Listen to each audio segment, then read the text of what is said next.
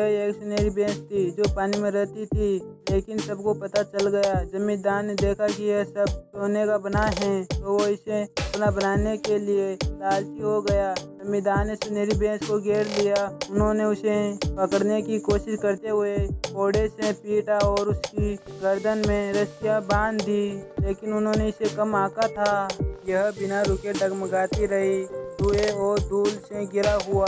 फिर सभी को जमीन पर पटक कर सफलतापूर्वक भाग निकली, लेकिन जमींदार इस भैंस को खोना नहीं चाहता था, इसलिए उन्होंने लोगों को भगाया। पहाड़ पर बंदर जंगली फलों को नीचे फेंकता रहता है।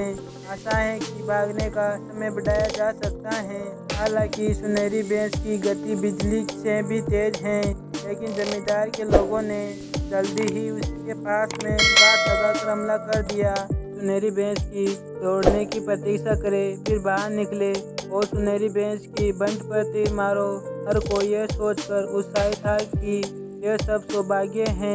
अप्रत्याशित रूप से यह सुनहरी भैंस ने अपने घाव शरीर को खींच लिया और झाड़ियों से बाहर कूद गई। भैंस उसकी शव को घसीटते हुए नदी के किनारे तक ले गई और फिर पानी में कूद गई।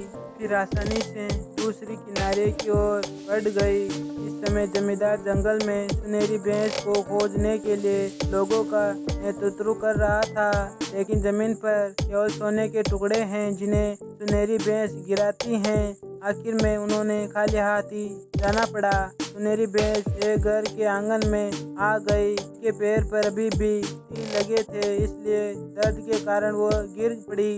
माँ और बेटी ने यह दृश्य देख और तुरंत सुनहरी भैंस के सामने दौड़ पड़ी। तीर को बाहर निकालने में उसकी मदद करो और उस पर दवा लगाओ। और अगले दिन भैंस फिर से स्वस्थ हो गई, लेकिन जमींदार ने भैंस का पता लगाने के लिए सुनहरी भैंस के खून का पीछा किया, क्योंकि सुनहरी भैंस की सुरक्षा के लिए माँ बेटी ने भैंस को ढकने के लिए कोहाल का इस्तेमाल किया।